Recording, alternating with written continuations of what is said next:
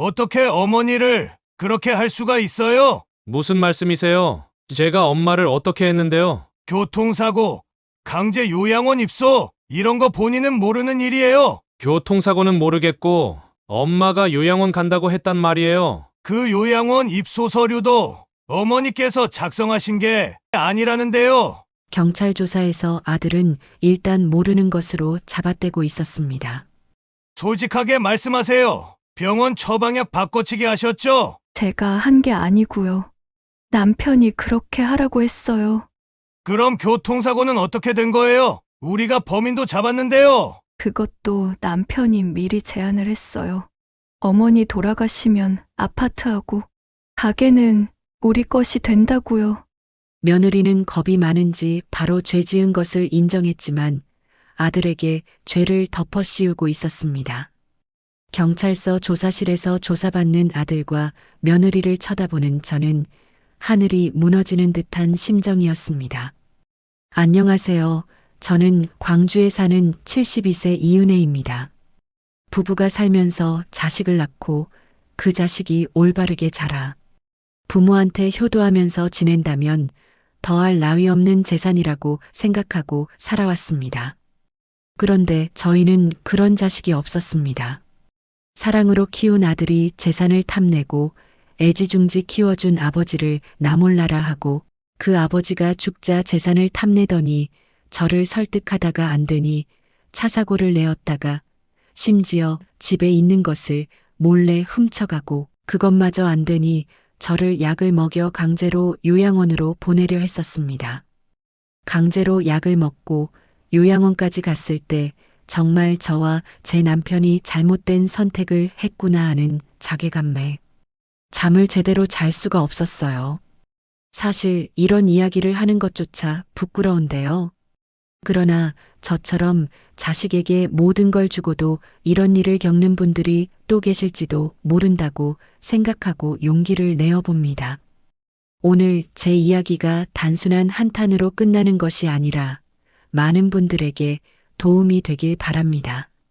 정말 제 인생의 가장 큰 고비가 아들, 딸 결혼 후에 다가올 줄은 몰랐습니다. 부디 꼭 끝까지 함께 해주시고 따뜻한 위로의 댓글을 부탁드려요. 그리고 구독과 좋아요는 제게 정말 큰 힘이 됩니다. 자, 이제부터 제가 겪은 그 이야기를 차근차근 들려드리겠습니다. 저는 광주에서 태어나 자랐습니다. 어릴 적부터 부모님과 함께 농사를 지으며 생활했습니다. 가난했지만 서로 의지하며 지낸 그 시절이 지금도 제겐 참 소중한 기억입니다. 부모님께선 늘 은혜야, 성실하게 살아야 한다. 라고 말씀하셨고 그 말은 제 인생의 좌우명이 되었습니다. 25살에 결혼했습니다. 남편은 중매로 만난 사람이었는데 책임감 있고 성실한 모습에 마음이 갔습니다. 둘 다 가진 것은 없었지만 함께라면 어떤 어려움도 이겨낼 수 있을 것 같았어요. 작은 횟집을 열어 아침부터 저녁까지 부지런히 일하며 살았습니다. 손님들과 나누는 사소한 이야기가 즐거웠고 집에 들어가 남편과 소박한 저녁상을 마주하면 더 바랄 게 없었습니다. 하지만 결혼 후 몇 년이 지나도록 아이 소식이 없었습니다. 처음엔 조바심 없이 기다렸지만 시간이 흐를수록 마음이 조급해졌습니다. 병원을 찾아가 여러 검사를 받아봤지만 별다른 이유를 찾을 수 없다는 말에 더 막막해졌습니다. 그 시절에는 자식을 갖는 것이 여자의 가장 중요한 역할로 여겨졌습니다. 시댁에서는 점점 압박을 가했습니다. 병원만 다니지 말고 약도 써보고 기도도 드려봐라. 라며 간접적으로도 때로는 노골적으로 아이를 가지라고 재촉하곤 했습니다. 친정 부모님도 걱정하시며 한숨을 쉬실 때마다 마음 한구석이 무거웠습니다. 임신을 위해 하지 않은 것이 없었습니다. 지인의 소개로 한약도 먹어보고 산속 기도원까지 다녀왔습니다. 온갖 민간요법을 따라하며 몸조리를 했지만 결과는 같았습니다. 한 번은 밤새도록 혼자 울었던 적도 있었습니다. 내가 정말 부족한 사람인가? 우리 가정을 망치고 있는 건 아닐까? 그 생각이 들 때마다 남편의 따뜻한 위로가 큰 힘이 됐습니다. 어느 날 남편이 조심스럽게 말을 꺼냈습니다. 여보, 너무 힘들어하지 말고 입양을 생각해 보는 건 어떨까? 꼭 내 몸에서 난 아이여야만 우리 아이일 필요는 없잖아. 처음엔 내키지 않았습니다. 하지만 시간이 지나며 아이를 키우고 싶다는 간절한 마음이 점점 더 커졌고 남편의 말에 동의하게 됐습니다. 저희 부부에게 첫 번째로 찾아온 아이는 아들이었습니다. 저희는 아들에게 수민이라는 이름을 지어줬어요. 아들은 아주 어릴 때부터 남편을 쏙 빼닮은 듯한 생김새와 건강한 미소로 저희 부부의 큰 기쁨이었습니다. 남편은 아들을 안고 웃으며 이제 우리 집에도 행복이 깃들었구나라고 말하곤 했습니다. 몇 년 뒤 저희는 딸아이를 입양하게 되었고 수진이라는 이름을 붙여주었습니다. 수진이는 어릴 때부터 똑똑하고 예의 바른 모습으로 어디서든 사랑받는 아이로 자랐습니다. 첫째 아들 수민의 씩씩한 모습과 둘째 딸 수진이 다정한 모습은 우리 가족을 더욱 화목하게 만들어줬습니다. 두 아이를 키우며 저희 부부는 이게 진짜 행복이구나라고 생각하며 웃음이 끊이지 않는 나날을 보냈습니다. 그런데 아들 수민이가 점차 저희의 걱정거리가 되기 시작했어요. 국민학교 고학년이 되면서부터 학교에서 문제를 일으키는 일이 잦아졌습니다. 선생님께 전화가 오면 다른 아이들과 싸웠다거나 수업 시간에 집중하지 않는다는 이야기를 듣곤 했습니다. 하지만 저는 아직 어리니 시간이 지나면 괜찮아지겠지라며 크게 염려하지 않았습니다. 문제는 수민이가 중학교에 진학한 후 본격적으로 드러났습니다. 가출을 하거나 친구들과 어울려 다니며 담배를 피운다는 소문이 동네에 퍼졌고 남편과 저는 매일같이 걱정으로 밤을 지새웠습니다. 아들이 늦은 밤까지 들어오지 않는 날에는 혹시 무슨 일이 생긴 건 아닐까라며 잠도 제대로 이루지 못했습니다. 결국 고등학교 시절 수민이는 친구들과 함께 말썽을 부리다 경찰서를 드나드는 일까지 생겼습니다. 한 번은 소년원에 다녀오게 됐는데 그때 저와 남편은 가슴이 찢어지는 것 같았습니다. 반면 딸 수지는 저희 부부의 자랑이었습니다. 어릴 때부터 똑똑하고 예의 바른 모습으로 선생님들께도 칭찬을 많이 받았고 항상 성적도 우수했습니다. 중학교 때는 반장이 되기도 했고 고등학교를 졸업한 뒤에는 사범대에 진학해 교사가 되었습니다. 늘 효심이 깊고 저희를 기쁘게 해주려 노력했던 딸 덕분에 아들 문제로 지친 마음을 조금이나마 달랠 수 있었어요. 그럼에도 저는 두 아이를 차별하지 않으려 애썼습니다. 아들과 딸 모두 입양된 아이였지만 그런 사실은 단 한 번도 아이들에게 언급하지 않았습니다. 저희 부부의 원칙은 아이들을 친자식처럼 키우자는 것이었기 때문입니다. 아들이 문제를 많이 일으키는 순간에도 저는 늘 수민이도 언젠가 철이 들면 우리의 마음을 알겠지라는 희망으로 버텼습니다. 시간이 흘러 아이들은 어른이 됐고 결혼을 하며 새로운 가정을 꾸렸습니다. 아들의 결혼식 날 제가 받은 꽃다발은 생각보다 더 무거웠지만 마음은 뿌듯했습니다. 수민이도 이제 어른이 되었다는 생각에 그동안 수민이로 인해 힘들었던 시절을 생각하니 남편이랑 제가 정말 잘 키운 거라는 생각에 눈물이 하염없이 흘렀습니다. 수진이는 교사가 된 이후에 결혼식을 올렸습니다. 결혼식장에서 아름다운 웨딩드레스를 입은 딸을 보며 얼마나 고마운지 모를 정도로 눈물이 흘렀습니다. 수진이는 결혼식 날에도 엄마, 아빠 정말 감사해요. 제가 꼭 행복하게 살게요. 라며 저희를 끌어안았죠. 그 모습이 그렇게 대견하고 자랑스러웠습니다. 그 순간만큼은 두 아이를 키우며 겪은 모든 어려움이 보상받는 듯한 기분이었습니다. 그날은 평생 잊지 못할 행복한 날이었습니다. 그런데 그런 행복도 오래가지 않았습니다.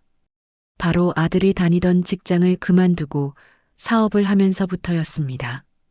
어느 날 아들이 집에 와서 엄마, 회사가 정말 숨 막혀요. 계속 이렇게 살 순 없을 것 같아요. 라며 하소연하곤 했습니다. 그러던 어느 날 아들은 직장을 그만두고 사업을 해보고 싶다고 했습니다. 남편과 저는 처음엔 말렸습니다. 직장 생활이 힘들어도 꾸준히 다니는 게 중요해. 라고 설득했지만 아들은 단호했습니다. 제가 잘할 수 있는 일이에요. 이번에는 꼭 성공할 겁니다. 아들의 간곡한 부탁에 결국 남편은 결정을 내렸습니다. 당시 남편은 광주 시내에 작은 상가를 하나 가지고 있었습니다. 남편은 그 상가를 아들 명의로 넘기며 말했습니다. 수민아, 이걸로 내가 원하는 걸 해봐라. 잘 될 거다. 부모가 믿는다. 아들은 그 상가에 자전거 용품점을 차렸습니다. 자전거 관련 제품을 좋아했던 아들은 정말 열정적으로 일을 시작했습니다. 저희 부부도 아들의 가게가 잘 되길 바라며 열심히 도왔습니다. 처음 몇 달은 가게가 나름대로 잘 되는 듯 보였습니다. 아들은 자전거 마니아들을 대상으로 홍보도 하고 제품도 정성스럽게 골라냈습니다. 하지만 시간이 지나면서 손님이 줄어들고 매출이 점점 떨어졌습니다. 나중에 알게 된 사실이지만 가게가 잘 되지 않은 이유는 단순히 장사가 어려운 탓만은 아니었습니다. 아들과 며느리는 가게를 제대로 운영하지 않고 자주 자리를 비웠다고 합니다. 며느리는 손님이 와도 성의 없이 대하는 경우가 많았고 아들은 친구들을 데려와 가게에서 술을 마시거나 시간을 허비하는 일이 많았습니다. 한 번은 근처 가게 주인이 수민이 가게에 손님이 들렀다 가는 걸 못 봤다고 하시더군요. 그 말을 들었을 때 제 속이 무너지는 것 같았습니다. 몇 달 뒤 아들은 결국 저희에게 와서 말했습니다.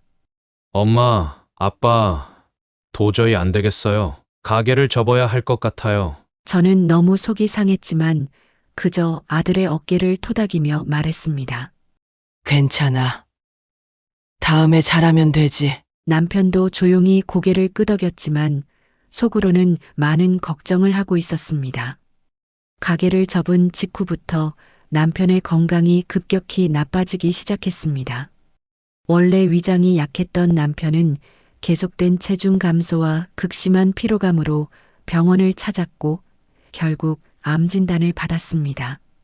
남편의 건강이 악화되면서 집안 분위기도 무거워졌습니다. 병원에 입원한 남편을 돌보며 하루하루가 정신없이 지나갔고 아들은 대출을 받아 새로운 사업을 시작했지만 여전히 어려움을 겪고 있었습니다. 남편은 병실에서도 아들을 걱정했습니다. 수민이가 마음고생이 많을 거야. 내가 가진 건 다 줘도 아들이 잘 되어야 되겠지. 그렇게 말하며 아들을 위로했습니다. 그런데 이상한 점이 있었습니다. 아들과 며느리는 가까운 광주에 살면서도 한 달에 한 번 정도만 병문안을 왔습니다. 그마저도 짧게 얼굴만 비추고는 곧바로 자리를 떴습니다. 아들은 요즘 바빠서 자주 못 와요. 이해해 주세요. 라고 말했지만 항상 미적지근한 태도였습니다.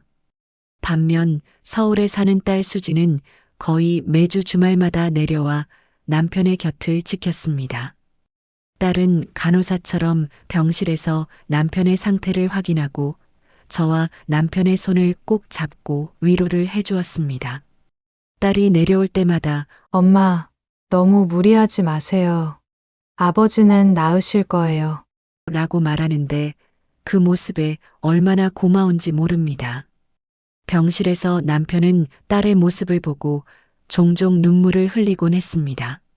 그러다 아들이 병문안을 오지 않는 날이면 힘겹게 웃으며 말했습니다. 수민이가 요즘 힘든가 보구나. 그럴 수도 있지. 다 잘 될 거야. 하지만 저는 남편의 말 속에 담긴 서운함을 읽을 수 있었습니다. 남편의 장례를 치르고 난 후 저는 한동안 무기력한 상태로 지냈습니다. 남편이 없는 집안은 너무도 쓸쓸했습니다. 그래도 남편이 없는 횟집도 다시 열어야 한다고 스스로를 다독였습니다. 하지만 그때부터 저는 수민이와의 갈등이 점차 깊어지는 것을 느낄 수 있었습니다. 남편의 장례가 끝난 지 얼마 되지 않아 수민이가 며느리와 함께 집으로 찾아왔습니다. 평소에는 찾아오기 힘들다던 아들이 이번에는 무슨 일인지 의욕적으로 말문을 열었습니다. 엄마, 아버지가 남겨주신 조의금과 보험금으로 새로운 사업을 시작하려고 해요. 이번에는 정말 잘 해볼게요. 저는 그 말을 듣고 망설였습니다. 이미 이전 사업 실패로 저희 부부는 경제적으로 큰 손실을 입었고 남편은 투병 중에도 아들의 어려움을 도우려고 힘껏 지원해줬습니다. 수민아, 이번에도 힘들면 어쩌려고 그러니? 조금 더 신중하게 생각해 보는 게 어떻겠니? 저는 조심스럽게 말했지만 아들의 표정은 굳어졌습니다. 며느리까지 나서며 어머니, 이번엔 정말 잘 될 거예요. 아버님도 수민 씨를 믿고 다 맡기셨잖아요. 라며 말했습니다. 남편이 떠나기 전 생명보험 가입한 보험금과 조의금으로 받은 돈은 장례식 후에 이미 수민이한테 넘겨주기로 했거든요. 그건 남편과의 약속이기도 했고요. 결국 저는 남편이 남긴 조의금과 보험금을 모두 아들 명의로 넘겨줬습니다. 마음 한편으로는 불안했지만 아버지가 남겨주신 마지막 선물이니 이번만큼은 정말 잘 되길 바란다는 생각으로 믿어보기로 했습니다. 하지만 그 후 아들의 연락은 뜸해졌고 사업 이야기는 소식조차 듣기 어려웠습니다. 저는 다시 남편과 함께 운영했던 광주 시내 횟집에 나가기 시작했습니다. 남편이 암 투병을 시작하면서 가게 일은 자연스럽게 멀어졌고 병간호와 가정일에 모든 시간을 쏟았기 때문에 가게는 임시로 문을 닫아야 했습니다. 하지만 장례를 마치고 나니 남편과 함께했던 그곳이 생각보다 큰 의미로 다가왔습니다. 횟집은 비록 오래된 곳이었지만 단골 손님들이 많았습니다. 가게를 다시 연다는 소식이 전해지자 찾아온 손님들이 사장님, 고생 많으셨죠? 이제 몸 잘 챙기셔야 해요. 라며 따뜻한 인사를 건넸습니다. 그 말들이 위로가 되었고 저는 가게에 나가는 시간을 점점 늘리며 다시 일상으로 돌아가려 애썼습니다. 그러나 횟집 운영은 결코 쉬운 일이 아니었습니다. 이른 새벽부터 신선한 횟감을 구하기 위해 시장을 다니고 밤늦게까지 손님을 받으며 몸은 점점 지쳐갔습니다. 특히 목포로 횟감을 구하러 갈 때면 새벽길 운전이 쉽지 않았습니다. 그러던 어느 날 새벽같이 횟감을 구하러 목포로 떠난 길이었습니다. 전날 이상하게 며느리가 전화를 해서 다음 날도 목포에 가느냐고 묻더군요. 어두운 도로에서 마주오던 트럭과 부딪히는 끔찍한 사고가 일어났습니다. 충돌 순간 엄청난 충격음과 함께 제 몸이 차 안에서 휘청였고 정신을 잃었습니다. 눈을 떴을 땐 병원 침대였습니다. 다행히 생명에는 지장이 없었지만 왼쪽 손목과 갈비뼈가 부러지고 다리에 심한 타박상을 입었습니다. 사고로 인해 왼쪽 손목에 깁스를 해야 했고 한동안 가게 일은커녕 일상생활조차 어려워졌습니다. 병원 침대에 누워 사고 후유증과 통증으로 힘들어하던 중 가장 먼저 떠오른 것은 아이들이었습니다. 수민이가 이 소식을 들으면 달려오겠지. 그래도 내 아들이잖아. 그러나 제 예상은 완전히 빗나갔습니다. 가까운 광주에 살던 아들은 전화 한 통을 하고는 한 달이 넘도록 모습을 보이지 않았습니다. 그러나 며느리는 병원에 와서 저를 살갑게 챙겨주었는데요. 그때 왜 그러는지 이유를 알아챘다면 지금처럼 상황이 더 나빠지지는 않았을 것입니다. 반면 서울에 사는 딸 수진이는 사고 소식을 듣자마자 바로 내려왔습니다.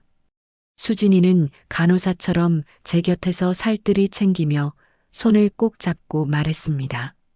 엄마, 너무 걱정하지 마세요. 제가 옆에 있을게요. 가게도 걱정하지 마세요. 딸의 말이 큰 위로가 되었지만 한편으로는 아들의 무관심에 내내 서운했습니다. 그래도 며느리가 와 있으니 좀 낫기는 했죠.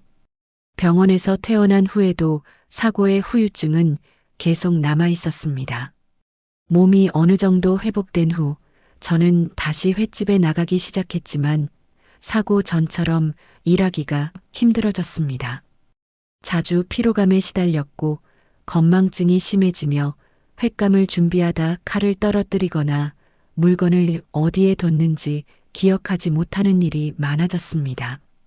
손님들의 주문을 잊어버릴 때마다 내가 이렇게 약해졌나? 라는 자책감이 몰려왔습니다. 더욱이 사고 이후 건강 상태는 점점 악화되고 있었습니다. 새벽마다 손목과 갈비뼈가 욱신거리는 통증에 잠을 설쳤고 체력도 급격히 떨어졌습니다. 이러다 보니 손님을 상대하는 일조차 버거워졌습니다. 딸 수진이가 가게로 찾아왔을 때 제 모습을 보고 깜짝 놀라며 말했습니다. 엄마, 이제는 조금 쉬셔야 해요. 몸이 이렇게 약해지셨는데. 가게는 제가 돕거나 방법을 찾아볼게요. 딸의 걱정스러운 눈빛에 저도 한참을 멍하니 고개를 끄덕일 수밖에 없었습니다. 몸 상태가 나빠지던 어느 날 아들이 병원 진료를 받으러 가자며 며느리와 함께 찾아왔습니다. 그날은 오랜만에 아들이 저를 챙기는 것 같아 속으로 조금 기뻤습니다. 병원에서는 통증 완화를 위한 진통제를 새로 처방받았습니다. 제가 약국에서 약을 받을 줄 알았는데 며느리가 나서며 말했습니다. 어머니, 제가 약을 받아올게요. 집에 약 봉투 가져다 드릴 테니 걱정하지 마세요. 그날 저녁 며느리가 가져온 약을 복용했더니 신기하게도 손목과 갈비뼈 통증이 덜해지는 것을 느꼈습니다. 한동안 잠을 설쳐 힘들었는데 통증이 줄어드니 몸이 조금 가벼워지는 듯 했습니다. 그런데 이상하게도 약을 먹고 나면 졸음이 쏟아져 일을 제대로 할 수 없었습니다. 횟집에서 일을 하던 중에도 갑자기 졸음이 밀려와 주방 한쪽에 앉아 쉬어야 할 정도였습니다. 며칠 후 딸 수진이가 가게로 찾아왔을 때 제 모습을 보고 놀라 물었습니다. 엄마, 얼굴이 너무 창백해요. 무슨 일이에요? 저는 며칠 동안 약을 먹고 졸음이 심하게 오며 힘들었던 일을 털어놨습니다. 그러자 딸이 걱정스러운 얼굴로 말했습니다. 엄마, 약을 한번 확인해 봐야겠어요. 너무 강한 약을 드시는 거 아닐까요? 딸의 말에 불안한 마음이 들었지만 그래도 며느리가 가져다 준 약인데 문제는 없겠지 하고 스스로를 안심시켰습니다. 그런데도 약을 먹을 때마다 졸음이 심해져 일을 계속하기가 점점 어려워졌습니다. 가게에서 졸음 때문에 손님들의 음식을 준비하다 실수를 한 날 저는 결국 약을 끊기로 마음먹었습니다. 약을 끊고 며칠이 지나자 통증이 다시 심해졌지만 이상하게도 졸음은 사라졌습니다. 그제야 왜 약을 먹으면 그렇게 졸음이 쏟아졌을까? 라는 생각이 들었습니다. 하지만 그때는 몸 상태가 계속 나빠지는 데만 집중하느라 크게 신경 쓰지 않았습니다. 몸 상태가 나빠지는 와중에도 저는 횟집 운영을 놓을 수 없었습니다. 그저 버티고 또 버텨야 한다고 생각했습니다. 그런데 그 시기에 이상한 일들이 자꾸 벌어졌습니다. 그런데 어느 날 외출하고 돌아오니 집안이 엉망이 되어 있었습니다. 서랍들이 열려 있고 옷장 속 물건들이 바닥에 흩어져 있었습니다. 처음에는 도둑이 들었나 싶어서 놀라 경찰에 신고했습니다. 하지만 경찰이 와서 확인한 결과 외부 침입 흔적은 없다는 이야기를 들었습니다. 며칠 뒤 아들이 집으로 찾아와 심각한 표정으로 말을 꺼냈습니다. 엄마, 은행에서 전화 왔어요. 엄마가 대출을 받으셨다고 하던데 이게 어떻게 된 거예요? 저는 깜짝 놀라 대답했습니다. 내가 대출을 받았다고. 무슨 소리야? 나는 대출을 받은 적이 없어. 그러자 아들이 한숨을 쉬며 말했습니다. 엄마, 도장이랑 서류 다 엄마 이름으로 되어 있어요. 엄마가 기억 못 하시는 것 같은데 혹시 요즘 깜빡깜빡하는 거 심한 거 아니에요? 순간 머릿속이 하얘졌습니다. 내가 정말 대출을 받았던 건가? 왜 기억이 안 나지? 스스로에게 질문했지만 아무리 생각해도 답이 나오지 않았습니다. 그 후로 은행에서 다시 전화가 왔습니다. 제가 모르던 대출건이 있었고 그로 인해 집에 가압류 신청이 들어왔다는 통보였습니다. 순간 눈앞이 아득해졌습니다. 더 이상 사용하지 않던 카드도 한도가 초과되어 막혀 있었습니다. 혼란스러운 마음에 딸 수진이에게 도움을 청했습니다. 수진아, 대체 내가 왜 이런 상황에 놓인 건지 모르겠다. 내가 정말 대출을 받았던 걸까? 딸은 제 말을 듣고 놀란 얼굴로 말했습니다. 엄마, 대출 받으셨다면 분명히 기억하고 계셔야죠. 이건 이상해요. 제가 좀 더 알아볼게요. 그날 밤 저는 잠도 이루지 못하고 뒤척였습니다. 스스로를 아무리 돌아봐도 대출 서류에 도장을 찍거나 관련된 이야기를 들은 기억이 전혀 떠오르지 않았습니다. 머릿속에 남아있는 건 며느리가 가져다 준 약을 먹은 후 종종 잠에 빠져 무기력했던 시간들 뿐이었습니다. 며칠 후 요양원에서 전화가 왔습니다. 입소 신청을 하셨다는데 언제쯤 들어오실 예정인가요? 문의를 받았습니다. 전화를 받은 순간 저는 크게 놀라며 대답했습니다. 제가요? 저는 요양원에 입소 신청을 한 적이 없는데요. 상대방은 잠시 멈칫하더니 어머님, 이름으로 서류가 접수되어 있고 이미 일정이 잡혀 있습니다. 다른 가족분께서 대신 신청하셨을 수도 있어요. 한번 확인해 보시겠어요? 했습니다. 전화를 끊고 한참 동안 멍하니 앉아 있었습니다. 도대체 누가 이런 일을 했을까? 머릿속은 복잡했고 가슴은 답답하게 조여왔습니다. 더 이상 혼자 생각할 수 없어 아들에게 전화를 걸었습니다. 아들은 태연한 목소리로 전화를 받았습니다. 엄마, 그거 엄마가 신청하신 거 아니었어요? 요즘 몸이 힘드시다고 하셔서 알아본다 그러셨잖아요. 내가 그랬다고 대체 무슨 소리를 하는 거니? 제가 당황해서 물었지만 아들은 마치 기다렸다는 듯이 말을 이어갔습니다. 엄마, 요즘 기억력도 안 좋으시고 자꾸 깜빡깜빡 하잖아요. 며느리랑 얘기해서 엄마 편하게 지내실 곳 찾아둔 거예요. 요양원이 시설도 좋고 엄마한테 잘 맞을 거예요. 그 말을 듣는 순간 저는 충격으로 말문이 막혔습니다. 내가 신청했다고? 정말 그랬나? 스스로에게 질문했지만 사고 이후 반복되던 건망증과 약 복용 후 느껴졌던 무기력함이 떠오르면서 혼란스러워졌습니다. 그날 오후 아들과 며느리가 집으로 찾아왔습니다. 아들은 이미 결정을 내린 듯한 태도로 말했습니다. 엄마, 이제 힘들게 일하지 마시고 요양원에서 편히 쉬세요. 시설도 좋고 엄마가 좋아하실 거예요. 저는 당황하며 단호히 말했습니다. 수민아, 나는 요양원에 갈 생각이 없어. 내가 집에서 쉬면 되지. 왜 굳이? 하지만 며느리가 말을 끊으며 나섰습니다. 어머니, 저희가 다 준비해놨어요. 입소 날짜도 잡았고 어머니께서 지내시기 딱 좋은 곳이에요. 그냥 저희 믿고 따라오시면 돼요. 며느리는 제 옷가지와 물건을 가방에 담기 시작했습니다.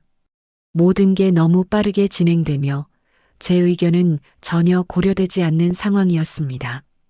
며느리가 옷을 정리하는 모습을 보며 저는 얼떨떨한 기분으로 중얼거렸습니다.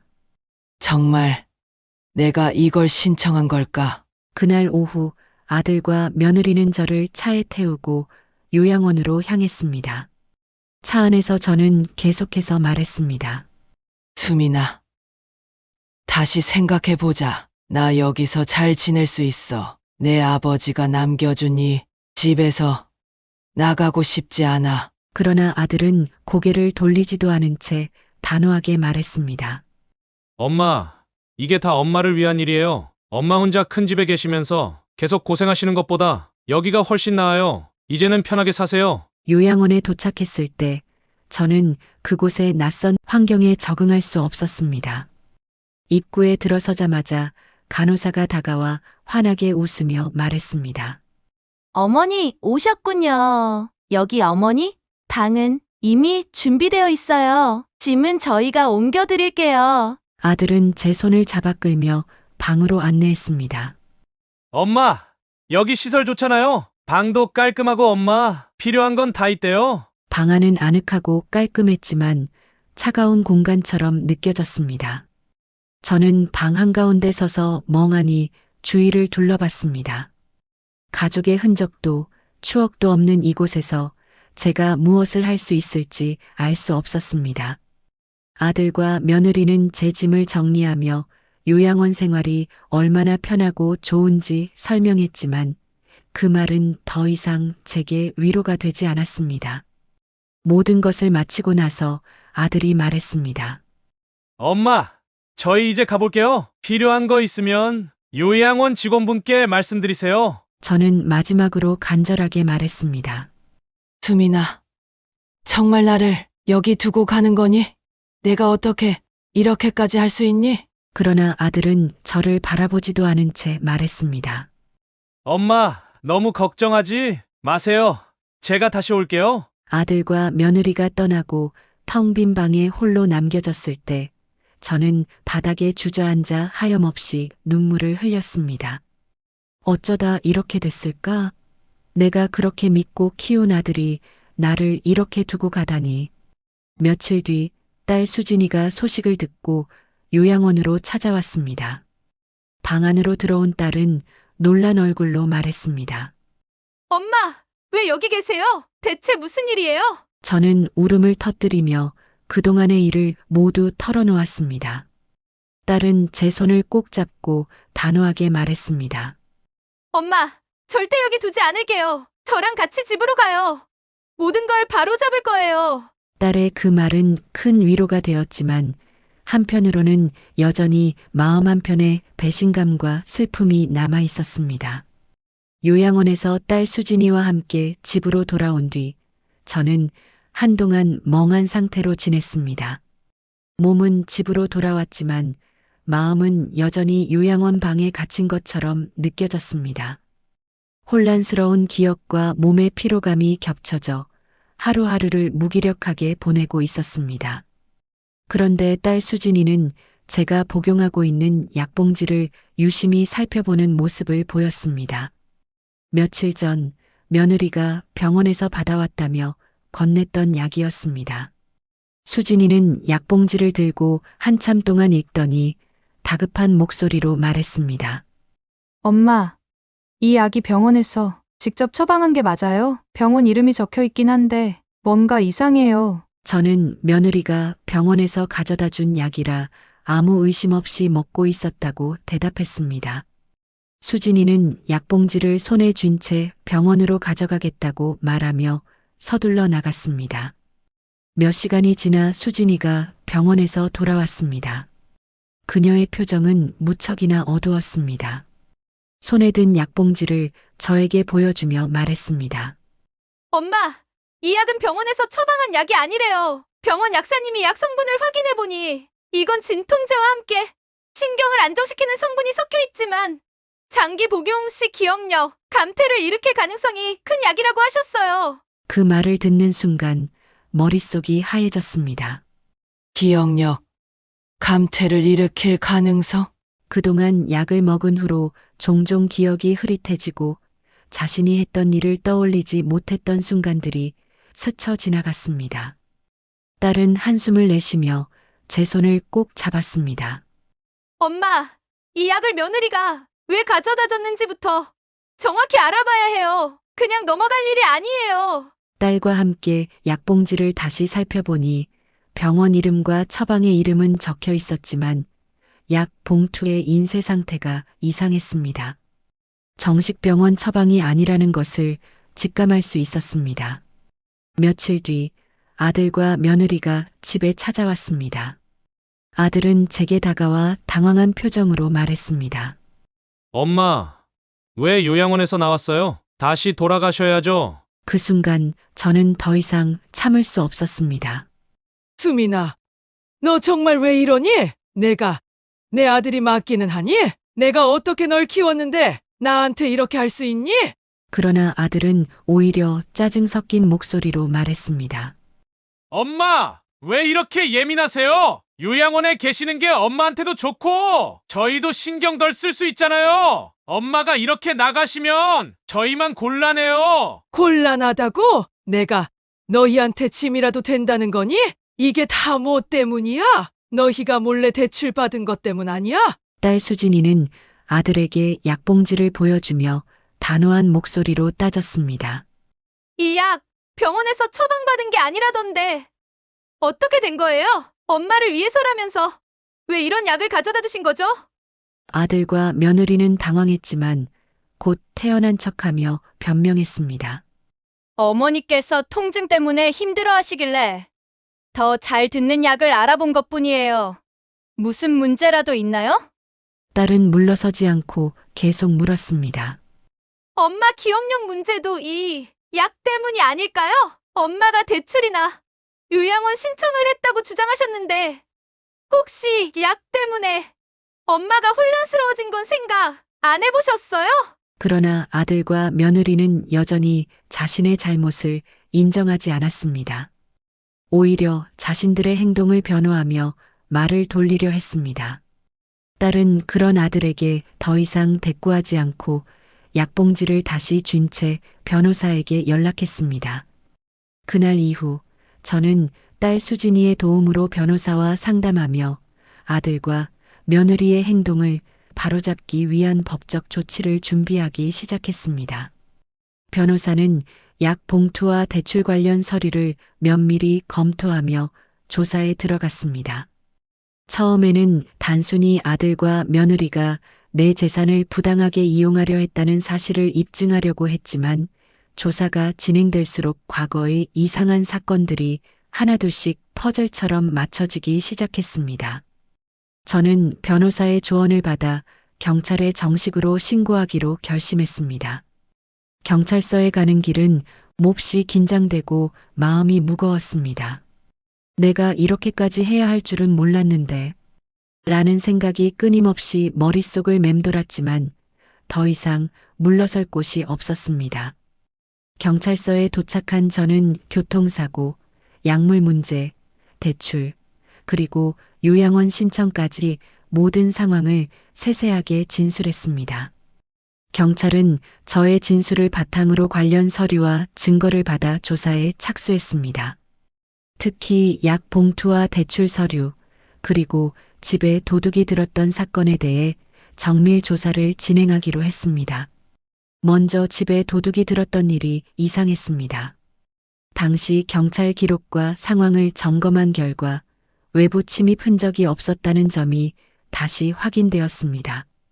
그때는 단순히 제가 건망증이 심해져 서랍을 열어둔 걸로 착각했던 걸로 넘겼지만 지금 와서 생각해보니 누군가 집 안에 접근할 수 있는 사람이 계획적으로 서류를 뒤졌을 가능성이 있었습니다. 경찰이 지적한 점은 도둑 사건 이후 바로 대출 서류가 처리되었다는 점이었습니다. 제 도장이 사용된 시점과 집에 도둑이 들었던 시점이 묘하게 겹쳤습니다. 혹시 그날 집에 몰래 들어와 도장을 가져간 건 아닐까? 라는 생각이 들자 온몸에 소름이 돋았습니다.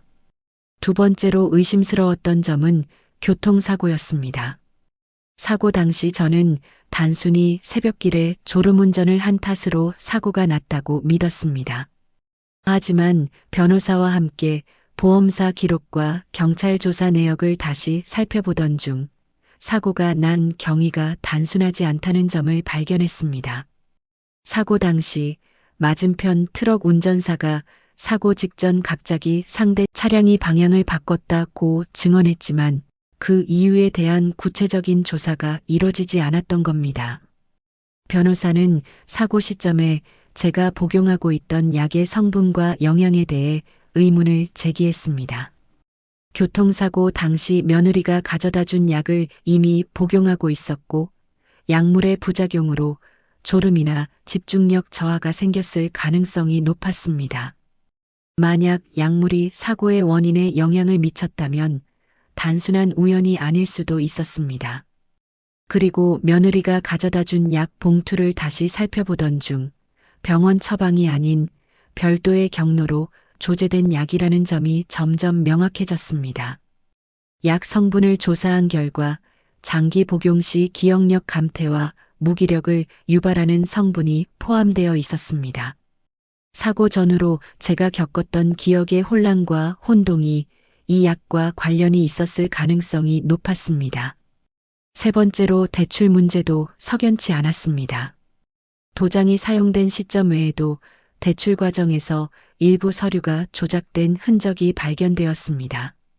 경찰은 제 이름과 서명이 포함된 서류들을 면밀히 살펴본 뒤 도장이 찍힌 문서 중 일부가 원본과 다르다는 것을 확인했습니다. 특히 대출을 위해 작성된 서류가 일반적으로 개인의 동의 없이 진행될 수 없는데 모든 과정이 서류상으로만 처리되었다는 점도 이상했습니다. 또한 경찰에서는 대출과 관련된 은행 담당자를 직접 만나 조사를 진행했는데 담당자가 대출 상담 당시 신청자가 나이가 많아 여러 가지를 묻지 않고 도장만 받았다는 말을 했습니다. 이 모든 상황이 아들과 며느리가 주도적으로 계획했다는 확신을 가지게 만드는 증거가 하나씩 드러났습니다. 마지막으로 약물 복용 시 기억이 흐릿했던 시점과 집에 도둑이 들었던 사건, 그리고 요양원 신청 시점이 모두 유기적으로 연결된다는 점을 깨달았습니다. 사고 이후 약물 부작용으로 무기력했던 저를 아들과 며느리는 철저히 이용했습니다. 요양원 신청 역시 제가 한 것이 아니라 며느리와 아들이 모든 서류를 위조해 처리한 것이 드러났습니다. 경찰 조사가 진행되는 동안 저는 딸 수진이와 함께 계속해서 진실을 마주했습니다. 경찰은 아들과 며느리에게 출석 요구서를 발송하며 모든 의혹에 대해 해명을 요구했습니다. 아들과 며느리가 경찰에 출석해 진술하는 동안 경찰은 사건의 전말을 점점 더 명확히 파악해 갔습니다. 아들과 며느리가 제 도장을 몰래 사용해 대출 서류를 위조한 점, 약물을 이용해 나를 무력하게 만들고 기억을 흐리게 한 점, 요양원 서류까지 조작해 내가 스스로 신청한 것처럼 꾸민 모든 정황이 증거로 드러났습니다. 경찰은 대출 서류에 남아있던 지문과 필적을 분석했고 며느리가 대출 과정을 주도한 것으로 확인되었습니다. 아들은 도장을 가져오고 서류를 준비하는 역할을 했으며 며느리는 은행 담당자와 직접 접촉해 일을 처리했습니다. 또한 요양원 신청 당시 사용된 서류 역시 동일한 방식으로 위조된 것으로 밝혀졌습니다. 교통사고의 원인 역시 약물 부작용과 깊은 연관이 있었습니다. 며느리가 가져다 준 약이 처방전 없이 조제된 약물이었으며 이 약물이 사고 당시 졸음운전을 유발했을 가능성이 높다는 전문가의 의견이 나왔습니다. 경찰은 약물이 불법적으로 유통된 정황을 확인하고 며느리가 약을 어디서 구했는지 추적에 나섰습니다.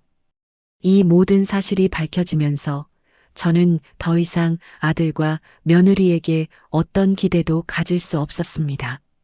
경찰은 아들과 며느리의 행동이 단순한 가족 간의 갈등을 넘어 법적으로 처벌받아야 할 범죄 행위임을 분명히 했습니다.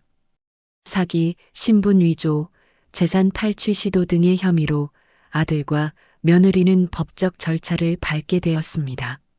그러나 경찰 조사를 받으면서 아들과 며느리는 서로 책임을 전가하는 모습을 보였다네요. 서로 상대방이 먼저 나쁜 일을 하자고 했는데요. 결국은 공범으로 처벌을 받게 되었습니다. 몇 주 뒤 법원에서 아들과 며느리를 다시 마주하게 되었습니다. 법정으로 들어서는 순간 저는 심장이 두근거렸습니다. 내가 이곳에 서게 될 줄은 꿈에도 몰랐기 때문입니다. 아들은 풀이 죽은 얼굴로 고개를 숙이고 있었고 며느리는 여전히 당당한 표정을 유지하며 변명을 준비하는 듯 보였습니다. 경찰과 변호사가 준비한 증거 자료들은 명백했습니다.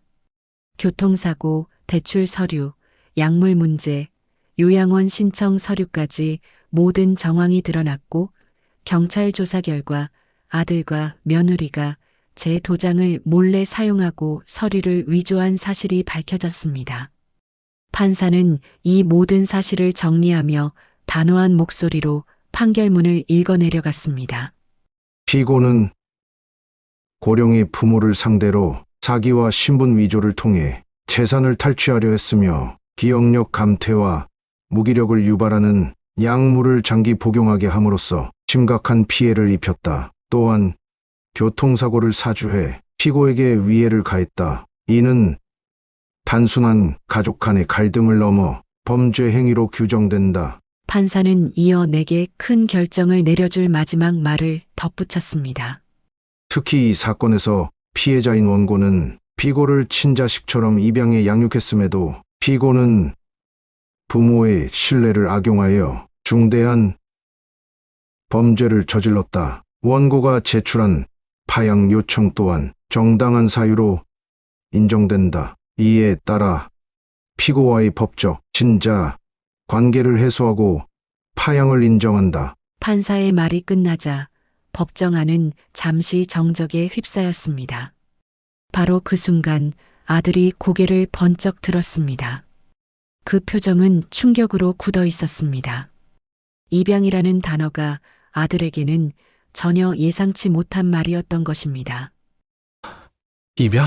아들은 믿을 수 없다는 표정으로 작은 목소리로 중얼거렸습니다. 그동안 자신이 입양되었다는 사실을 전혀 알지 못했기 때문이었습니다. 아들은 멍한 눈빛으로 저를 바라보며 떨리는 목소리로 물었습니다. 엄마 무슨 말이에요? 내가 입양됐다고요? 지금 처음 듣는 얘긴데요. 그 말을 듣는 순간 제 가슴이 철렁 내려앉았습니다. 평생을 친자식처럼 키우며 입양이라는 사실을 한 번도 꺼내지 않았습니다.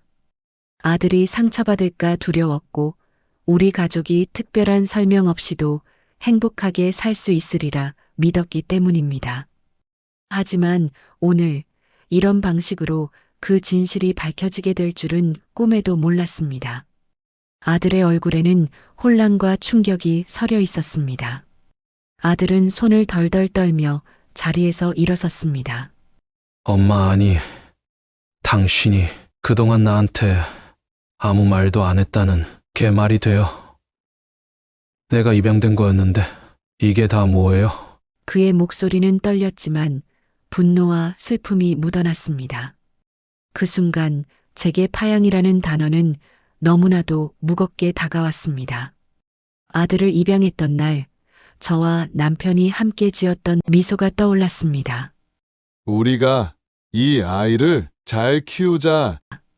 이 아이를 위해서라면 무엇이든 할 수 있어. 우리는 그렇게 다짐하며 아들의 손을 잡아주었습니다. 하지만 오늘 법정에서는 그 손을 놓아버리는 결정을 내려야 했습니다. 판사의 판결이 내려지자 며느리는 끝까지 자신들의 행동을 변명하며 목소리를 높였습니다. 어머님이 힘들어 하시는 걸 도우려던 것뿐입니다. 대출도 어머님 동의 없이 할 수 없는 일이잖아요. 마지막 순간까지 책임을 회피하려 했지만 증거가 모든 것을 말해주고 있었습니다. 판사는 며느리의 말을 끊으며 단호하게 경고했습니다. 판결이 끝난 뒤 아들은 고개를 숙인 채 한마디도 하지 않았습니다. 아들은 법정을 나가기 전 저에게 다가오더니 입양한 저를 위해 노력해 주셔서 감사합니다. 어릴 때부터 속만 썩였고 이젠 어머니께 몸쓸짓까지 했는데요. 정말 고맙고 죄송해요. 저는 어쩌다 내가 이렇게까지 되었니? 내가 너를 입양하지 않았더라면 내 인생도 이렇게 비뚤어지지 않았을까 생각도 들더라. 하지만 그 모든 일은 이미 되돌릴 수 없는 과거였습니다. 판사의 판결로 아들과의 법적 관계가 해소되었지만 제 마음 한구석에서는 여전히 씻을 수 없는 배신감과 허탈함이 남아 있었습니다.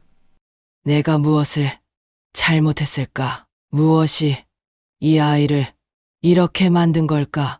자책과 슬픔이 계속 밀려왔습니다. 법정 판결이 끝난 뒤 저는 파양이라는 결정을 받아들여야 했습니다. 입양으로 시작된 관계가 결국 법적으로 끊어지는 순간이었습니다. 제가 아들을 친자식처럼 키웠던 날들, 처음으로 엄마라고 부르며 달려왔던 어린 시절의 기억들이 머릿속을 맴돌았습니다. 내가 무엇을 잘못했을까? 입양이라는 사실을 알렸더라면 달라졌을까? 스스로를 끊임없이 자책하며 눈물을 흘렸습니다. 하지만 딸 수진이는 제 손을 꼭 잡으며 말했습니다. 엄마, 오빠가 받은 충격은 시간이 지나면 스스로 받아들일 거예요. 하지만 엄마를 이렇게 힘들게 한 건 오빠가 스스로 책임져야 해요. 엄마 잘못이 아니에요. 저는 아들에게 마지막으로 하고 싶은 말을 마음속으로 되뇌었습니다. 수민아, 내가 비록 내 뱃속에서 나온 아이는 아니지만 나는 너를 누구보다 사랑했단다. 그리고 지금도 그 마음은 변하지 않았어. 하지만 너와 나의 관계는 여기서 끝내야만 한다. 내가 이 사실을 받아들이고 잘 살아가기를 바란다. 법정 판결 이후 제 삶은 다시 조용히 흘러가기 시작했습니다. 모든 법적 절차가 끝난 뒤 저는 딸 수진이와 함께 집으로 돌아와 긴 시간 동안 한마디도 하지 못했습니다. 마음속에는 허탈감과 슬픔이 뒤섞여 있었습니다.